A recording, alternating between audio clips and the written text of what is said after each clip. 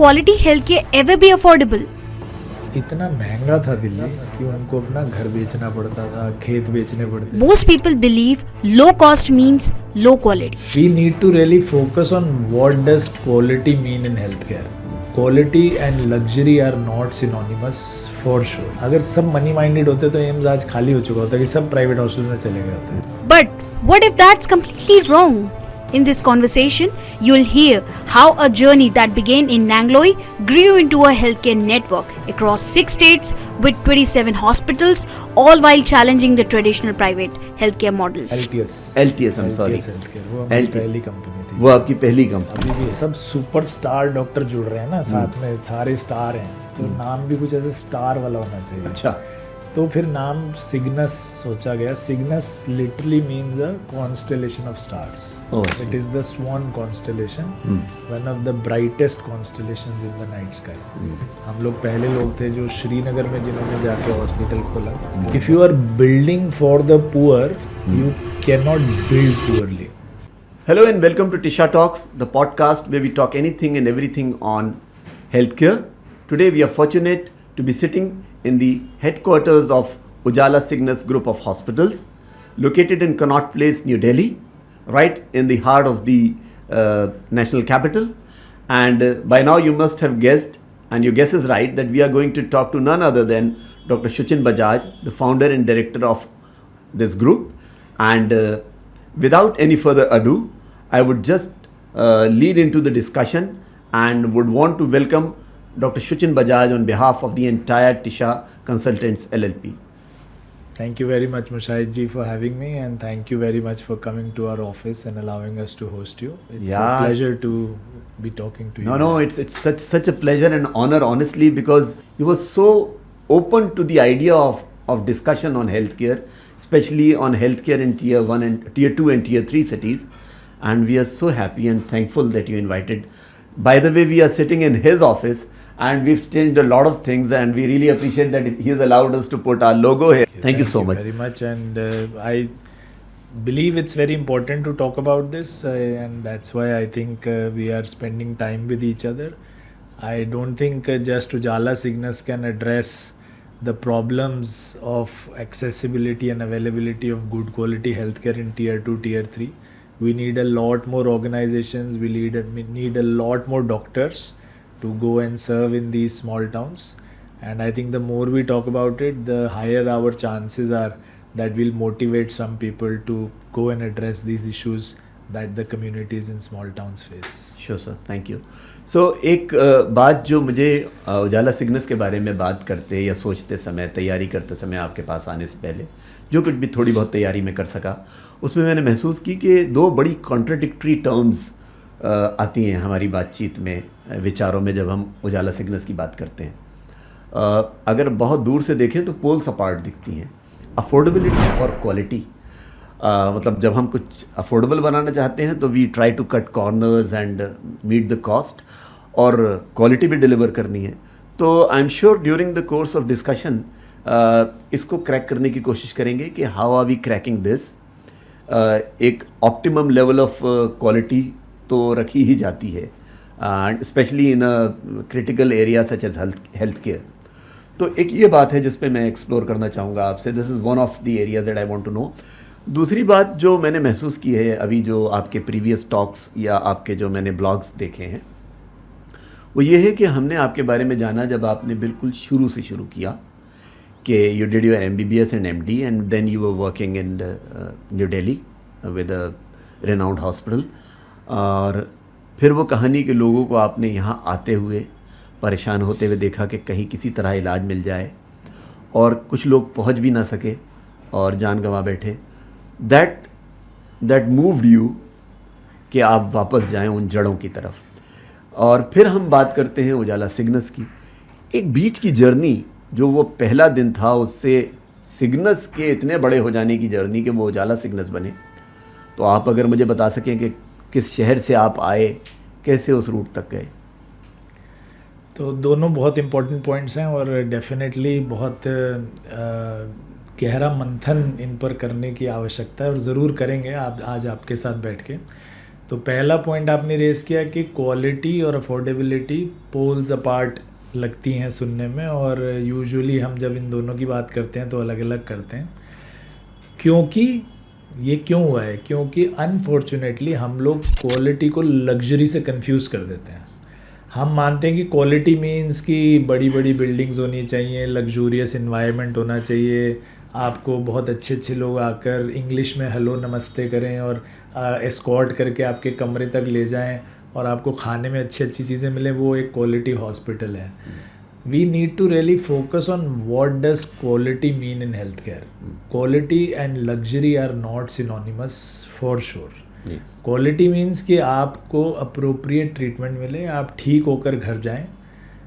At the same time बाकी जो surrounding environment है कि आपको अखबार कौन सा दिया जा रहा है या कौन सी क्रॉकरी में आपको खाना खिलाया जा रहा है, does not really amount to good quality healthcare and Yes. making differences in the outcomes that you receive. So definitely we'll talk more about it.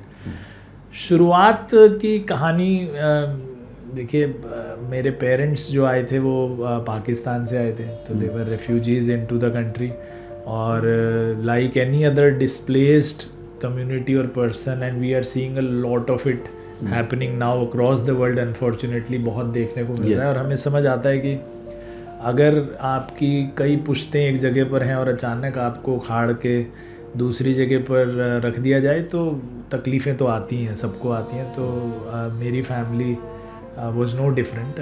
मेरे पेरेंट्स इंडिया आए तो काफ़ी तकलीफ़ों में रहे। मेरे फादर शुरू में ऑड जॉब्स करते थे, बहुत सारी पतंग बना के बेचते थे, तो उनका काफ़ी सालों तक उन्होंने वो किया। But fortunately for us, I think he decided very early कि गरीबी से बाहर निकलने के लिए हमें क्या करना है, क्या रास्ता अपनाना है। तो बहुत लोगों ने अलग अलग रास्ते अपनाए उस वक्त।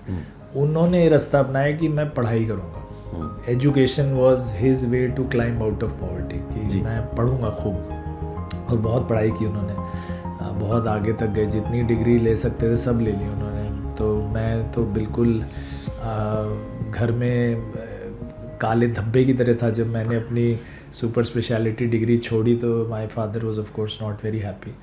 तो उन्होंने शुरुआत की कि पढ़ाई करेंगे और फिर बच्चों को पढ़ाएंगे, तो सबको उन्होंने पढ़ाया। तो एक छोटे से अस्तबल में रहते थे वो शुरू में, जब यहाँ आए थे। तो उनको एक ईदगाह रोड है पास में यहाँ पे, वहाँ पे अस्तबल एक अलॉट हुआ था उनके परिवार को। तो 14-15 लोग एक अस्तबल में रहते थे। उसमें ऑब्वियसली पढ़ने की जगह नहीं थी, इस कमरे से छोटा था वो। और सोचिए अगर इस कमरे में अभी तो हम 2 लोग बैठे हैं, और 14-15 लोग अगर इस कमरे में हों और यहीं रहना है, यहीं खाना है, यहीं सोना है, और फिर पढ़ना भी यहीं है, तो ऑब्वियसली उनको पढ़ने की इजाज़त नहीं थी वहाँ। क्योंकि रात को दिन भर तो काम करना पड़ता था, रात को जब पढ़ने के लिए दिया जलाया या मोमबत्ती जलाई तो बाकी उनके भाई बहन पिटाई करते थे उनकी कि बस करो भाई, सोने तो बहुत मेहनत कर ली, अभी तुम रात में भी यहाँ पे रोशनी करके बैठे हो। और सबसे इम्पॉर्टेंट चीज़ थी कि अगर इस दिए से हमारी पतंगों में आग लग गई तो अगले हफ्ते खाने को नहीं मिलेगा पूरे हमें। तो पढ़ने नहीं देते थे उनको वहाँ। तो उन्होंने क्या किया कि अस्तबल के ऊपर छत पे जाके पढ़ने लगे। और जाएं कैसे, अस्तबल तो एक लाइन में होते हैं। जी। तो एक रस्सी टांगी और रस्सी पकड़ के चढ़ जाते थे ऊपर। और वहाँ पर वो कई साल रहे। उन्होंने अपना घर सा बना लिया वहाँ पे, एक मेक शिफ्ट हाउस, टीन की छत वगैरह, तारपुलिन वगैरह लगा के, और शादी वहीं करी उन्होंने। मेरी सिस्टर का जन्म वहीं हुआ। तो मेरी मदर स्मार्ट वाली थी, वो भी टीचर थी, मेरे फादर भी टीचर बने। तो मेरी मदर स्मार्ट थी, तो बोली ये आदमी तो यहाँ से हिलने वाला नहीं है, तो कुछ तो करना पड़ेगा, कब तक हम रस्सी पकड़ के ऊपर नीचे चलते रहेंगे। तो जब मेरी मदर प्रेग्नेंट थी, मेरे ब्रदर थे पेट में, तब वो रस्सी से गिर गई। हम सभी कहते हैं जानबूझ के गिरी होंगी, क्योंकि उनको तो आदत थी, इतने सालों से चढ़ रही थी, अचानक तो कैसे गिरेंगे। इसीलिए हम अपने भाई को भी छेड़ते थे कि आपका दिमाग थोड़ा इसलिए हिला हुआ है क्योंकि मम्मी गिर गई थी। तो फिर वो शिफ्ट हुए उस घर से, किराए के घर पे गए, काफ़ी साल इधर उधर किराए के घर पे रहे वो, और फाइनली फिर उन्होंने अपना घर बना लिया। तो बहुत मेहनत की, मतलब he was the one who actually rose from scratch. हम लोग अपने बारे में बोलते रहते हैं, एक्चुअली हमें तो बड़ी privileged as a middle class हमें देखने को मिला सब कुछ।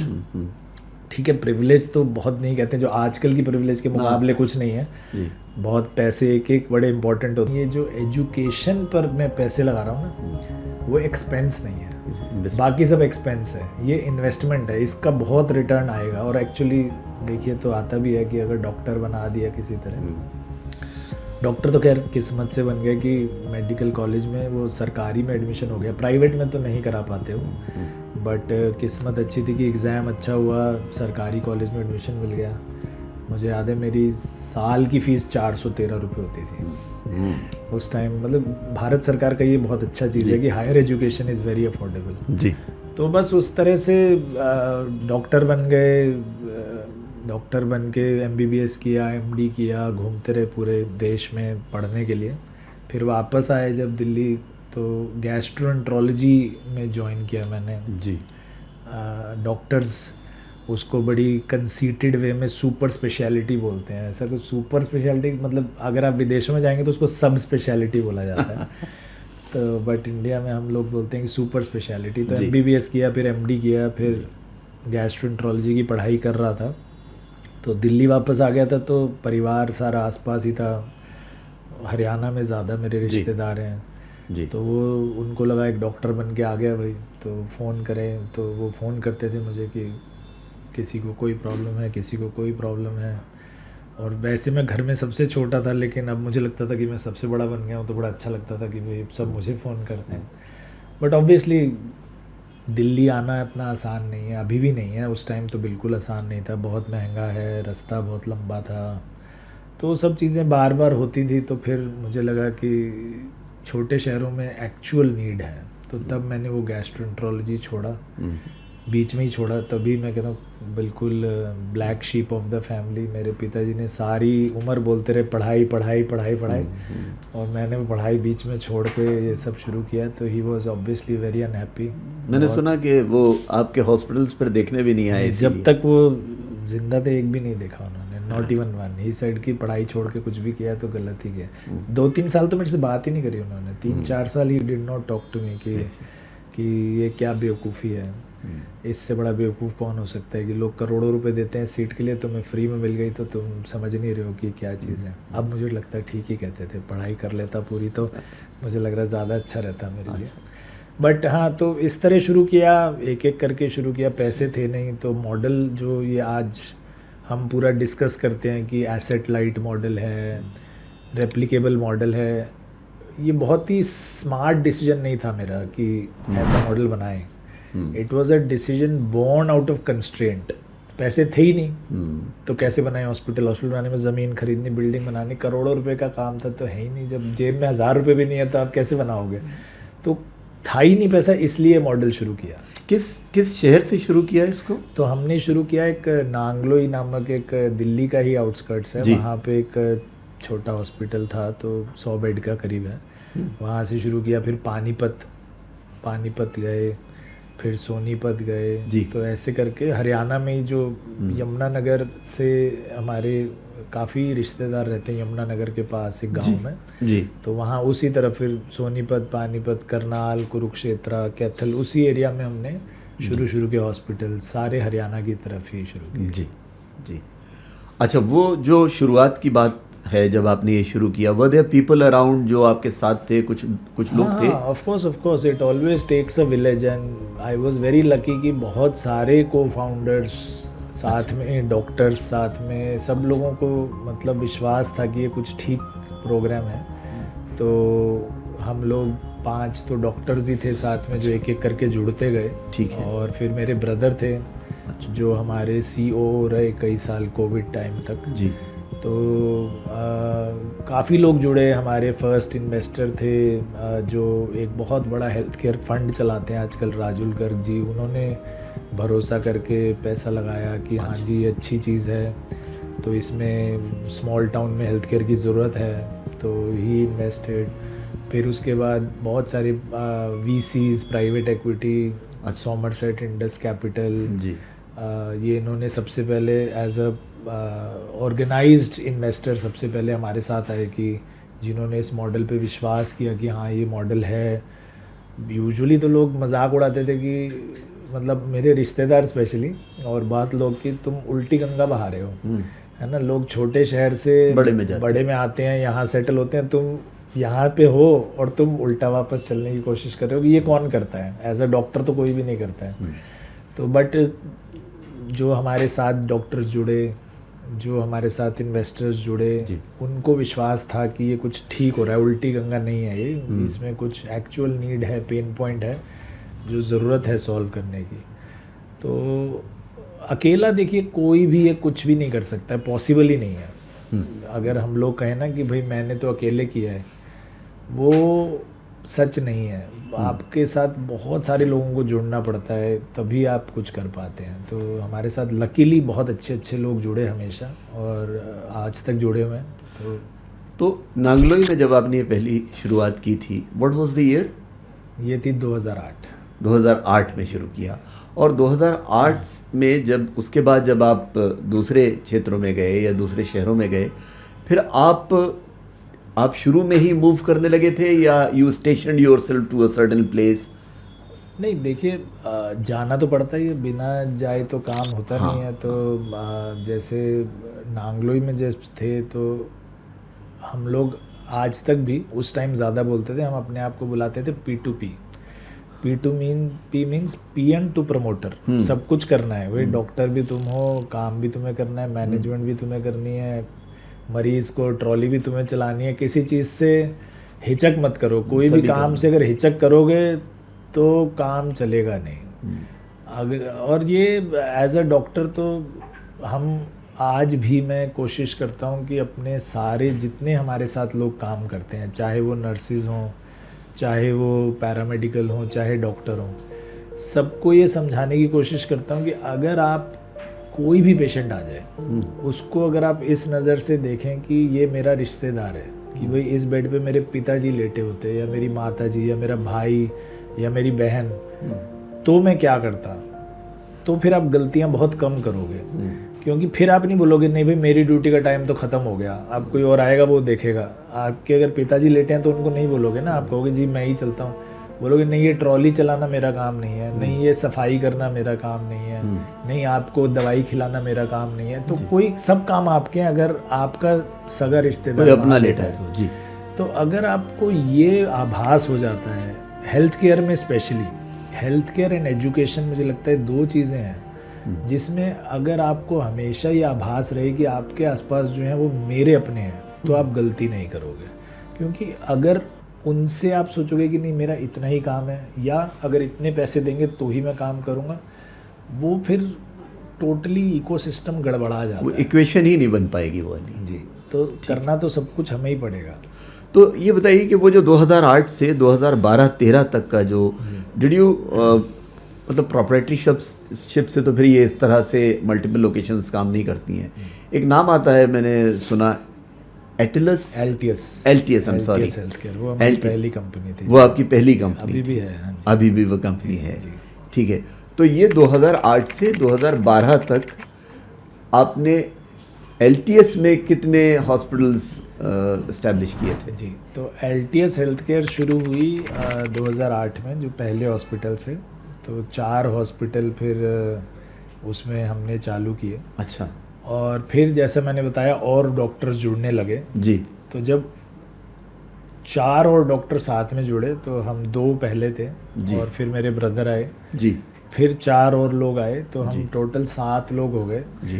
तो डॉक्टर्स जैसे मैंने बताया ना, तो जो एक एग्जाम्पल दिया था कि सब स्पेशलिटी को हम सुपर स्पेशलिटी बोलते हैं, थोड़े कंसीटेड होते हैं, मानना पड़ेगा। ठीक है, मैं खुद डॉक्टर हूँ और मैं बहुत सारे डॉक्टर के साथ काम करता हूँ। चलिए आप ही कह लीजिए, ये डॉक्टर साहब भी कह रहे हैं, सुन ले सब लोग। बहुत कंसीटेड होते। तो जब इतने डॉक्टर्स जुड़ गए जी, तो ये बातचीत हुई कि देखो भाई सब सुपर स्टार डॉक्टर जुड़ रहे हैं ना, साथ में सारे स्टार हैं, तो नाम भी कुछ ऐसे स्टार वाला होना चाहिए। अच्छा। तो फिर नाम सिग्नस सोचा गया। Cygnus literally means a constellation of stars. It is the swan constellation, one of the brightest constellations in the night sky. तो सिग्नस फिर नाम रखा गया। Altius means altitude, going higher, ऊंचाई का। तो हमने पहला नाम जो सोचा था वो ओलंपिक के लोगों पे सोचा था, क्योंकि मेरे को स्पोर्ट्स बहुत ही पैशनेट हूँ मैं स्पोर्ट्स के लिए। कोई भी स्पोर्ट, चाहे कॉलेज में कुछ भी होता था मैं चला जाता था कि मुझे टीम में रख लो, मतलब किसी भी तरह कहीं भी पोजीशन पे खिला लो, फर्स्ट से लेके 11 तक कहीं खेल लूँगा, फुटबॉल खिला लो, हॉकी खिला लो, वॉलीबॉल खिला लो, बैडमिंटन, हर टीम में मैं खड़ा हो जाता था। तो क्रिकेट में बोले कहीं जगह नहीं मिल रही तो मैं विकेट कीपर की जगह तो खाली है उसमें खिला लो, इतना लंबा विकेट कीपर आपने कोई देखा नहीं होगा। तो मेरे को जहाँ जगह मिलती थी मैं खेल लेता था। तो पहला लोगो ओलंपिक्स के नाम से हमने सोचा सिटियस, ऑल्टियस, फोर्टियस। तो हमने कहा कि फोर्टियस तो पहले फोर्टिस से कंफ्यूज हो जाएंगे, तो हमने पहला नाम दिया सिटियस। अच्छा। वो पेटेंट में, वो जो ट्रेडमार्क में एक्सेप्ट नहीं हुआ, तो फिर हमारे सेकंड चॉइस था ऑल्टियस, तो हमने ऑल्टियस दिया तो वो हो गया एक्सेप्ट। तो ऐसे करके नाम रखा ऑल्टियस, और फिर सिग्नस रखा कि star doctors are getting together, तो इसलिए फिर Cygnus. There's a philosophy behind every name that you've come up with. Fantastic. तो ये इस फॉर्मेट में ऑर्गेनाइजेशन रही 2012 या 14 तक। सिग्नस रही 2019 तक। हाँ, 2019 पहले ऑल्टियस रही 2012 तक जी। फिर और डॉक्टर्स जुड़ गए हमारे साथ। तो जब हम एक बड़ा हॉस्पिटल देख रहे थे, तब तक हमारे 4 हॉस्पिटल थे, वो चारों 100 बेड के थे जी। और हमें लगा कि to go to next level we have to bring in more facilities, we have to build bigger hospitals। तो फिर हमारे साथ और डॉक्टर्स जुड़े, तो वो फिर सिग्नस बना 2012 में, जब हम बड़ा एक हॉस्पिटल देख रहे थे। और जैसे मैंने बताया, मॉडल ऑफ कंस्ट्रेंट है कि फंड्स की हमेशा ही शॉर्टेज रही है, तो शॉर्टेज तब भी थी, फंड्स की भी थी, बैंडविड्थ की भी थी। तो फिर हम जब और टीम जुड़ी तो नाम सिग्नस पड़ा। जी जी। फिर 2019 तक सिग्नस चली। 2019 तक sir, sorry for the interruption, 2019 तक जब वहाँ 4 हो गए थे 2012 तक, तो फिर 2019 तक ग्रोथ कहाँ पहुँची थी? 10 हॉस्पिटल थे हमारे 2019 और उनमें सबसे बड़ा हॉस्पिटल कौन सा और कहाँ का था? सबसे बड़ा हॉस्पिटल 2019 में हमारा होगा करनाल। ओके। करनाल का। कितने बेड्स थे सर? जी, 125 बेड का। 125 बेड का हॉस्पिटल था। और फिर ये उजाला सिग्नस वाली, फिर अमर उजाला के साथ हमारा गठबंधन हुआ, तो 2019 में हम उजाला सिग्नस हो गए। अच्छा, इसके बारे में मैं कुछ समझना चाह रहा हूँ। देखिए, अमर उजाला, इत्तेफाक से मेरा एक अमर उजाला से रिश्ता रहा है मेरे करियर की शुरुआत। बहुत कुछ मैंने सीखा वहाँ, मतलब ढेर सारा क्रेडिट है उस ऑर्गेनाइजेशन को।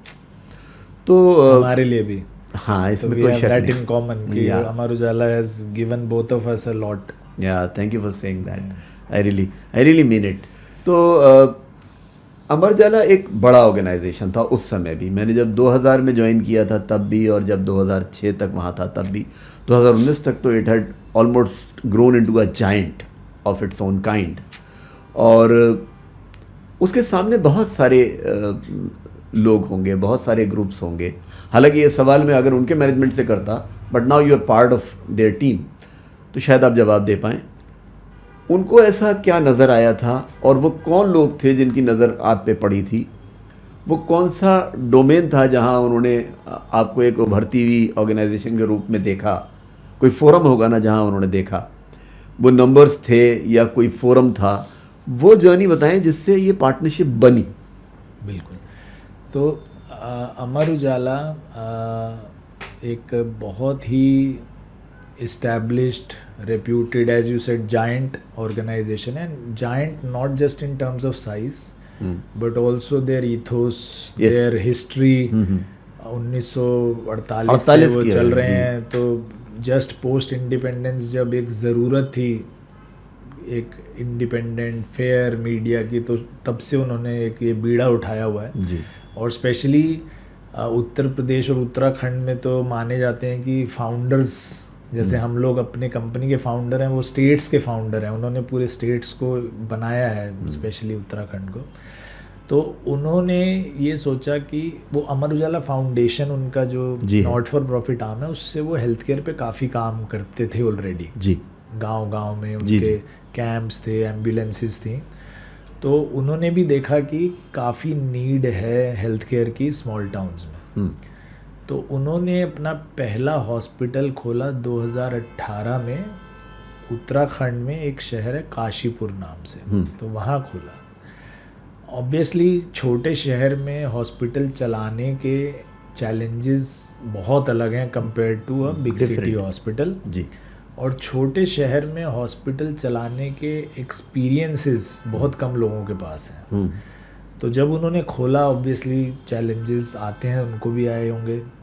फिर उन्हें पता चला कि एक ऐसी ऑर्गेनाइजेशन है जो हरियाणा में ऐसे 10 हॉस्पिटल चला रही है छोटे शहरों में। तो तब हमारी मुलाकात हुई, तब बातचीत शुरू हुई। उस समय अमर उजाला के फाइनेंस डायरेक्टर और सीईओ थे प्रबल घोषाल जी। अच्छा। तो प्रबल जी से बातचीत शुरू हुई। उनका एक बहुत बड़ा एम था ये करने का। फिर राजुल महेश्वरी जी, तन्मय महेश्वरी जी, वरुण महेश्वरी जी सब मिले। जी। उनका और हमारा ईथोस एग्जैक्टली लगा कि सेम है, क्योंकि उनका भी टारगेट कम्युनिटी वही था, स्मॉल टाउन्स। उनका भी था अफोर्डेबल हेल्थ केयर, उनका भी था जिनको फाइनेंशियल चैलेंजेस हैं उनके साथ काम करना। हम ऑलरेडी ये कर ही रहे थे। तो एक बातचीत हुई कि ये हम अलग अलग भी कर सकते हैं, एक दूसरे को लर्निंग्स देते रहें, और ईजियर है कि हम साथ में मिल के करें। क्योंकि हमारा भी काफ़ी दिनों से एम था कि हम उत्तर प्रदेश में जाएं, लेकिन क्योंकि उस टाइम इतना इजी नहीं था वहाँ जाना, चैलेंजेस थे अपने, तो हमें कॉन्फिडेंस नहीं था, स्पेशली क्योंकि हम उत्तर प्रदेश से हैं नहीं, हमारा हरियाणा में सारा बैकग्राउंड था। और यहाँ पर उत्तर प्रदेश में सबसे बड़ी अगर आवाज़ कहें तो अमर उजाला थी। तो हमें लगा कि हम मिल के वहाँ जा सकते हैं। उनको लगा कि इनके पास एक्सपीरियंस है पिछले 10 साल का कि ये लोग काम कर रहे हैं हेल्थ केयर में, डॉक्टर्स भी हैं।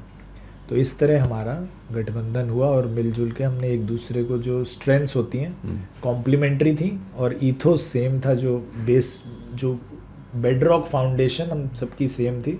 और ऊपर अगर आपको एक छत खड़ा करने के लिए अलग अलग पिलर्स चाहिए, तो उनके पास financial pillar, management pillar, voice का पिलर, हमारे पास एक्चुअली एक्सपीरियंस और हेल्थ केयर का पिलर, तो वो सब इकट्ठे मिलके फिर हमने काम किया। तो सर फिर ये 2019 में ये गठजोड़ हुआ, और तब तक आपके 10 हॉस्पिटल्स थे, प्राइमरीली हरियाणा की बेल्ट में थे। फिर ये उजाला सिग्नस बनने के बाद ये ग्रोथ कितने हॉस्पिटल्स और किन इलाकों में गई? क्या नए इलाकों में गए, तो पहले कहाँ गए? जी, तो उसके बाद हमने सबसे पहले उत्तर प्रदेश में कदम रखा। उत्तराखंड में तो एक हॉस्पिटल था ही, काशीपुर में जी।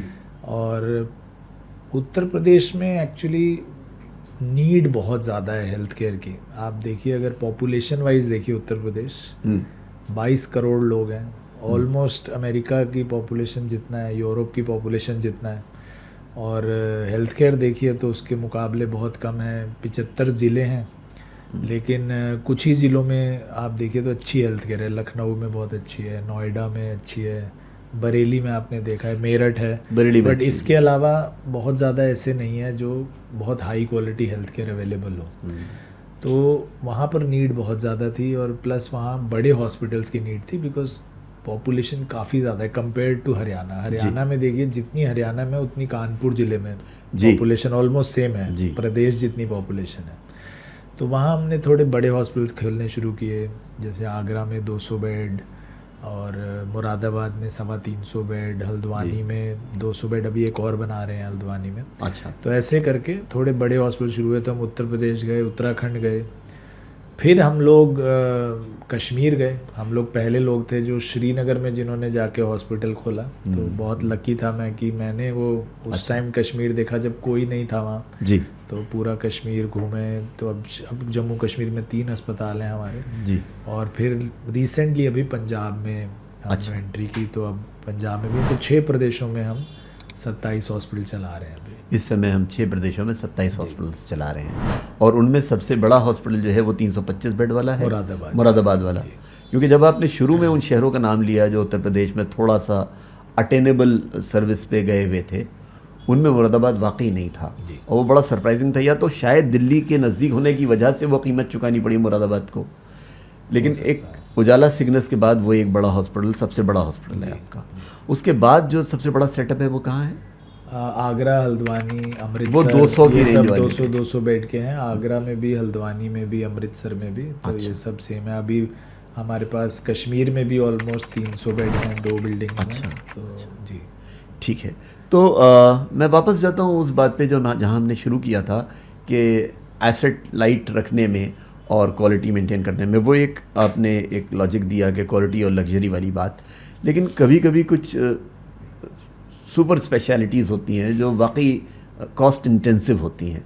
फॉर एग्ज़ाम्पल जिसमें से एक में आपने वेंचर इन किया है ऑन्कोलॉजी। तो ये ऑन्कोलॉजी वाला पार्ट जो है जिसमें मशीन ही एक अस्पताल की कीमत की हो सकती है, तो इसमें कैसे ऑप्टिमाइज़ कर रहे हैं? क्या क्या इसका कोई लाइट मॉडल पॉसिबल भी है, और नहीं है तो फिर उसको कैसे किया है और कहाँ कहाँ कर रहे हैं, थोड़ा उसके बारे में पता चले।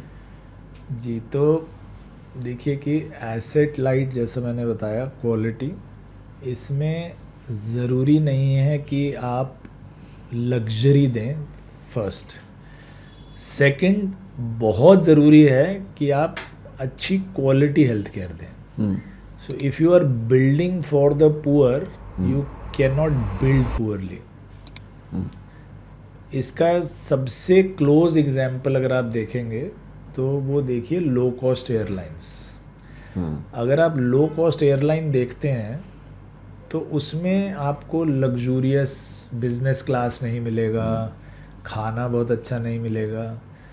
लेकिन एक लो कॉस्ट एयरलाइन ये नहीं बोल सकती कि जी मेरी टिकट तो सस्ती है लेकिन 10 में से 3 प्लेन क्रैश हो जाएंगे, तो फिर कोई नहीं बैठेगा उसमें, है ना। तो जिस क्वालिटी की ज़रूरत है कि सेफली पहुंचना है और टाइम से पहुंचना है, जी, वो दो क्वालिटी तो उसको देनी पड़ेंगी, और वो देते भी हैं। मुझे लग रहा है जो आप इंडिया में अगर लो कॉस्ट एयरलाइन देखें तो वो ज़्यादा देते हैं, टाइम पर पहुंचाते हैं और सेफ्टी रिकॉर्ड अच्छा है। तो यही आपको फोकस करना है कि आप अपनी कम्युनिटी को, अपने पेशेंट्स को क्या प्रॉमिस कर रहे हो।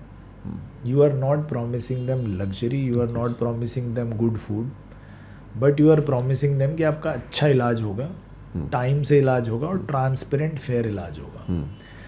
तो जब मैंने शुरू किया, आपको बताया कि 2 तकलीफ़ थी। वो कहानी क्योंकि काफ़ी बार दोहराई जा चुकी है तो इस बार मैंने डिटेल में नहीं बताई, बट 2 तकलीफ़ें थी मेरे रिश्तेदारों को। एक तो पहुंच नहीं पाते थे दिल्ली भाई रास्ते में, क्योंकि उस टाइम रोड्स इतनी अच्छी नहीं थी जैसी आजकल तो बहुत अच्छी रोड्स बन गई हैं। उस टाइम हाईवेज़ भी सिंगल लेन चलते थे, बहुत ट्रैफिक होता था। तो एक तो पहुंच ही नहीं पाते थे इमरजेंसी में, गोल्डन आवर में, हार्ट अटैक लेकर के, हेड इंजरी लेकर, क्रिटिकल केयर लेकर। लेकिन जो पहुंच भी जाते थे, इतना महंगा था दिल्ली कि उनको अपना घर बेचना पड़ता था, खेत बेचने पड़ते थे। तो पुअर फिजिकल आउटकम तो थे ही, पुअर फाइनेंशियल आउटकम भी थे। पहले हमने फोकस किया पुअर फिजिकल आउटकम पे कि जान तो बचाएं। तो पहला जो हमारा शुरू का दौर था वो था emergency care, cardiology, neuro surgery, ICUs, जिसमें आपका जैसे हेड इंजरी हो गया या हार्ट अटैक हो गया, उसमें आपकी एटलीस्ट जान बच जाए। ठीक है ना, आपकी ये ना हो कि 6 घंटे ट्रैवल करना पड़े दिल्ली जाने, रास्ते में ना गुजर जाए। सेकंड, पुअर फाइनेंशियल आउटकम्स भी बहुत इंपॉर्टेंट है। क्योंकि पुअर फिजिकल आउटकम से तो एक आदमी की जान जा रही है, पुअर फाइनेंशियल आउटकम से पूरा परिवार खराब हो जाता है। और उसमें कैंसर सबसे बड़ा है। अगर किसी भी परिवार में एक कैंसर का मरीज आया तो एक तो छोटे शहरों में कैंसर का इलाज ही नहीं है, आना बड़े शहर पड़ेगा, बड़े शहर में बड़े अस्पताल का मतलब बड़ा खर्चा, और आपका ट्रीटमेंट हो सकता है कि 6 महीने चले, हो सकता है 6 साल चले, एंड भी नहीं है, कुछ पता नहीं है। तो बहुत बहुत खर्चा आता है, और सिर्फ गरीब लोगों के लिए नहीं है, मिडिल क्लास के लिए भी है। मेरे एक जानकार थे जो मुझे लगता था बहुत अच्छे पैसे वाले हैं, और सडनली उनको ब्लड कैंसर हुआ। 3, और इनकी इंश्योरेंस वगैरह सब था, बट इंश्योरेंस का भी एक लिमिट होता है। 3 महीने बाद ही मुझे पता चला कि उनका घर बिक गया। उनकी वाइफ ने घर के बर्तन तक बेच दिए इलाज कराने के लिए। तो कैंसर एक ऐसी चीज़ है जो हम लोग सोचते हैं कि अरे 5 लाख का इंश्योरेंस ले लिया बहुत है, वो 5 लाख 3 दिन में ख़त्म हो जाते हैं अगर आप बड़े कैंसर हॉस्पिटल में जाते हैं। तो वो एक पुअर फाइनेंशियल आउटकम्स में कैंसर सबसे बड़ा एक कंट्रीब्यूटर है। तो इसलिए हमने कैंसर के लिए शुरू किया काम। और जैसा मैंने बताया कि ज़रूरी नहीं है कि asset light means different things to different people. So I can not compromise on the machines needed. वो तो चाहिए ही, लग्जरी नहीं देंगे बट मशीन तो चाहिए। और वो डिफ़िकल्ट डिसीजन है कि आप एक 25 करोड़ रुपए की मशीन लगाना चाहते हैं या नहीं लगाना चाहते, उसका कुछ रिटर्न मिलेगा कि नहीं मिलेगा। बट अगर जैसे मैंने बताया कि if finances are not the first thing on your mind in healthcare and education, only then can you provide good healthcare and education. So let us see. We have started. Hopefully, sustainable hoga model here, and hopefully. You have one in Haldwani? Yes. And do you have another one in oncology? In Amritsar also. तो medical और surgical oncology हम बहुत जगह करते हैं, उसके लिए बहुत इन्वेस्टमेंट नहीं चाहिए, लेकिन रेडिएशन ऑन्कोलॉजी जिसमें एक्चुअली बहुत इन्वेस्टमेंट चाहिए वो अभी अमृतसर में है, हल्द्वानी में हम बना रहे हैं. तो हल्द्वानी में शुरू मतलब अभी हमने इनॉग्रेट किया है पिछले महीने ही हॉस्पिटल, और जो रेडिएशन है वो करीब 2 महीने और में इनॉग्रेट करेंगे. मैं एक और मुद्दे की तरफ आना चाहता हूँ. आपने शुरू में बताया कि फाइनेंसेस की जब बात आई तो there were people to come to you, और उन्होंने कहा पहले कुछ इंडिविजुअल इन्वेस्टर्स आए, फिर ऑर्गेनाइज्ड लोग आए, फिर उसके बाद एक बड़ी ऑर्गेनाइजेशन आई, वो पार्टनरशिप बनी, उजाला सिग्नस आया. लेकिन एक और जगह है जहाँ पे आपको एक और तरह की सोर्स चाहिए होती है, रिसोर्स चाहिए, वो है ह्यूमन रिसोर्स, और skilled human resource specially in health care. तो ये सोर्सिंग जो है ह्यूमन रिसोर्स, ये कितना बड़ा चैलेंज रहा? और क्योंकि ये लगभग रिवर्स ब्रेन ट्रेन जैसा कुछ है कि भैया चलो गांव की ओर जैसा कुछ है, तो ये कन्विंस करना लोगों को, वो कहाँ से सोर्स होते हैं वो लोग जो ये मान जाते हैं कि चलो हम अभी पैसे को पहली चीज़ नहीं मान रहे? लकीली ऐसे बहुत डॉक्टर्स हैं. एक्चुअली क्या है कि कई बार आप ना 1-2% सैम्पल साइज देख के आपको लगता है कि नहीं सभी लोग इस तरह हैं. डॉक्टर्स मेजॉरिटी अगर आप देखेंगे तो पैसे के लिए बहुत नहीं भागते हैं. आप फॉर एग्जांपल सिंपल सी बात बताता हूँ कि all India institute of medical sciences में आप जाएंगे, इंडिया के टॉप डॉक्टर्स हैं वहाँ जी, और उन सबको पता है कि हम जिस दिन यहाँ से बाहर निकलेंगे प्राइवेट में, जो अभी हम सैलरी ले रहे हैं उससे 10 गुना कम से कम सैलरी कोई भी प्राइवेट हॉस्पिटल में पकड़ के ले जाएगा कि एम्स के डॉक्टर हैं. क्यों नहीं छोड़ते वो? अगर सब मनी माइंडेड होते तो एम्स आज खाली हो चुका होता कि सब प्राइवेट हॉस्पिटल में चले गए होते हैं. डॉक्टर्स का main aim is not money. Money is ठीक है, वो सबको चाहिए. देखिए पैसे के बिना there is no romance in poverty. ठीक है, गरीब बन के आप गरीबों की सेवा कर पाएँ बहुत मुश्किल है. तो पैसा एक हाइजीन लेवल तो कमाना ही पड़ेगा. अगर उन्होंने 15 साल पढ़ाई की है, मेहनत की है, तो कुछ तो पैसा चाहिए. But money is not the primary motive. Primary motive is good quality work and certain academics, कि उससे एकेडमिक्स से डॉक्टर की रेपुटेशन बहुत बनती है. अगर इंटरनेशनल कॉन्फ्रेंस में जाते हैं, वहाँ पेपर आप प्रेजेंट कर रहे हैं, वहाँ आपने कोई रिसर्च किया, तो रेपुटेशन लेवल एक नेक्स्ट है. और ज़्यादा काम करेंगे, अच्छे पेशेंट देखेंगे, तो आपको एक सेल्फ सेटिस्फैक्शन मिलेगा. ये 2 चीज़ें ज़्यादातर डॉक्टर्स का फोकस है, और ये दोनों हम देते हैं डॉक्टर्स को. एकेडमिक इन्वायरमेंट देते हैं, फ्रीडम ऑफ वर्क देते हैं. As a doctor run organisation, वो जो सुनते हैं आपके कॉर्पोरेट्स में टारगेट्स और ये सब होते हैं, हमारे आज तक कभी नहीं हुए और ना कभी होंगे. ज़्यादातर डॉक्टर्स फिक्स सैलरी पर हैं, उनको सैलरी अच्छी मिलती है. कोई ऐसा, बल्कि क्या है कि फिक्स सैलरी से क्या फ़ायदा होता है कि हमें एक चीज़ नहीं 3-4 चीज़ों का फ़ायदा मिलता है. अगर आपके डॉक्टर को अच्छी सैलरी है और फिक्स्ड है जी, और कोई इंसेंटिव नहीं है अननेसेसरी काम करने का जी, तो रेपुटेशन आपकी बिल्ड होने लगेगी. अगर मान लीजिए एक छाती का दर्द लेके मरीज़ आया, डॉक्टर को कोई इंसेंटिव नहीं है स्टेंट डालने का, क्योंकि सैलरी फिक्स्ड है. तो अगर नहीं डालना है तो नहीं डालेंगे, क्यों काम करेंगे ना. और मरीज़ जाके फिर गांव में सबको बताएगा कि भाई मेरे को नहीं डाला, तो एक बहुत बड़ा रेपुटेशनल फ़ायदा है जी, बेशक है. सेकंड फ़ायदा क्या है जो हमारे इथोस को एड्रेस करता है कि अगर डॉक्टर को पर केस नहीं मिल रहा है तो डॉक्टर को कोई बॉदरेशन नहीं है कि पेशेंट पैसे दे रहा है कि नहीं. अगर ज़रूरत है स्टेंट की तो डॉक्टर डाल देंगे. तो ये भी नहीं है कि भाई पैसे दोगे तब इलाज होगा, तो डॉक्टर को कोई लेना देना नहीं, तो बहुत अच्छी बात है, इलाज तो हो जाएगा ना. तो हमारा इथोस है कि हमने सबका इलाज करना है. फिर वो हमारी हेडेक है कि पैसे कहाँ से अरेंज हों. और थर्ड, फाइनेंशियली क्या फ़ायदा है कि अगर आपको डॉक्टर को हर केस के लिए पैसा नहीं देना है, तो अगर आप ज़्यादा केस ला सकते हो तो डॉक्टर की सैलरी तो फिक्स्ड ही है, तो उसके बाद जो आपका बचा हुआ है वो आपको पैसा आपको मिल जाएगा, जिससे आप सस्टेनेबल ऑपरेशंस चला सकते हो. So what we are doing is flipping the traditional private healthcare model. Traditionally, private healthcare has been high cost, low volume. We are trying to flip it to very low cost but very high volume. तो अगर ये हो जाएगा तो फिर future of healthcare is very good in that. I like you said we are trying to do it. Yeah. So fantastic. दो चीज़ें मैंने इसमें महसूस की. एक तो मिथ बस्ट करने की आपने कोशिश की अपनी कम्युनिटी का कि और you presented the point pretty strongly. I hope it makes home.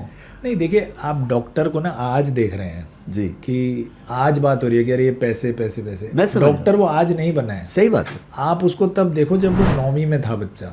हाँ, तब उसको समझ आया कि भैया या तो उसके परिवार ने बोला है, उसको समझ आया कि डॉक्टर बनना है. अब वो 9वीं से पढ़ाई कर रहा है. जब उसके सारे दोस्त खेल रहे थे वो पढ़ रहा है. सब लोग जब पार्टीज में जाते थे, शादी में जाते थे, तब भी वो सैटरडे संडे भी कोचिंग क्लास जाते थे वो. ठीक है. फिर वो MBBS में घुस गए. फिर तो घर से बेघर ही हो गए. मुझे याद है जब मैं MBBS में था, मेरे सब कज़न्स की शादी हो गई, सब हो गई. मेरे कभी नहीं गया, मुझे कभी पता ही नहीं चला कि कब हुई क्या नहीं हुआ. तो लोगों से बिल्कुल टूट गया, परिवार से भी. MBBS करता है, MD करता है, फिर DM करता है, फिर SRशिप करता है, लेक्चरशिप करता है. 15-16 साल उसके हैं वो. अरे नहीं सर, वो इतना कोई क्रेडिट नहीं डॉक्टर को देना चाहिए. मतलब आप उस टाइम से देखिए उस डॉक्टर नहीं, को. सही बात है. ठीक उस है. टाइम आपको क्या लगता है, 9वीं के बच्चे के दिमाग में था कि मुझे पैसे कमाने हैं इसलिए मैं पढ़ाई कर लूँ. ऐसा होता नहीं है ना. वो that focus is very different. The motivation to become a doctor never comes out of That's very well said. Later I think हो जाता है कि एवरीबडी. उसमें भी आप खुद ही 1-2% ही तो कह रहे हैं, बाकी तो ठीक ही है. और आपके एक्सपीरियंस में, वरना ये सिग्नस, उजाला सिग्नस का मॉडल वाकई फ्लरिश ना कर पाए अगर बिल्कुल ये 98% फ्लिप हो जाए तो.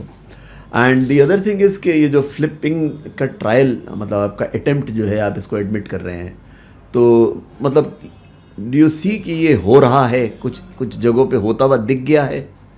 आई थिंक काफ़ी हो रहा है अब तो. देखिए, urbanisation has helped us a lot, क्योंकि जैसे जैसे छोटे शहरों में अर्बनाइजेशन आ रही है, अच्छे स्कूल्स आ रहे हैं, मॉल्स आ रहे हैं, सिनेमाज आ रहे हैं, तो लोगों का ये भी हो गया कि अब वहाँ जाके रह सकते हो आप कंफर्टेबली. पहले डॉक्टर के लिए एक रहने जैसी जगह हो जाती है जहाँ उसकी फैमिली थोड़ा सा जा सके, वो भी थोड़ा सा. बिल्कुल, फैमिली जा सके, काम के बाद आप रिलैक्स हो सकें. और क्योंकि डॉक्टर बना है पढ़ाई से, जी, तो उसको ये बहुत इंपॉर्टेंट है कि अच्छे स्कूल हो. मेरे बच्चे कहाँ पढ़ेंगे? अगर स्कूल अच्छे हैं तो डॉक्टर को उस शहर में सेटल होने में ज़्यादा प्रॉब्लम. सर्जिकल रेट इंडिया में one of the lowest in the world है. हॉस्पिटलाइजेशन रेट इंडिया में one of the lowest in the world. क्या आपने देखा कि ऐसे प्रयासों से जिन जिन इलाकों में आप एक्टिव हैं, वहाँ कुछ पेशेंट माइग्रेशन में सब्सटेंशियल कमी आई है? हम लोग जिस शहर में गए, ज़्यादातर पहली कैथ लैब, पहला ICU, पहली एक्सेप्टेंस ऑफ मोर्टेलिटी. पहले तो नर्सिंग होम मोर्टेलिटी एक्सेप्ट ही नहीं करते थे. Diabetes, blood pressure, heart disease बहुत ही तेज़ स्पीड से बढ़ रही हैं. हम हर बार कहानी क्या करते हैं, इंडिया में कहानी है हेल्थ केयर की, जो कहानी है ना, स्केर्सिटी की कहानी है. स्केर्सिटी की एक कहानी हमेशा सुनाई जाएगी कि अरे इंडिया में डॉक्टर कम है, बेड कम है, हॉस्पिटल कम है, ये कम है, वो कम है. लेकिन फिर ऐसा क्यों है कि अगर आप किसी भी प्राइवेट हॉस्पिटल में जाते हैं, बेस्ट टू बेस्ट हॉस्पिटल का स्टेटिस्टिक पढ़िए, 60% ऑक्यूपेंसी, 70% ऑक्यूपेंसी. कई के हॉस्पिटल आप देखेंगे 20% ही ऑक्यूपेंसी है. अगर इतनी कमी है तो फिर तो सिर्फ सरकारी क्यों, सारे हॉस्पिटल ओवरफिल होने चाहिए.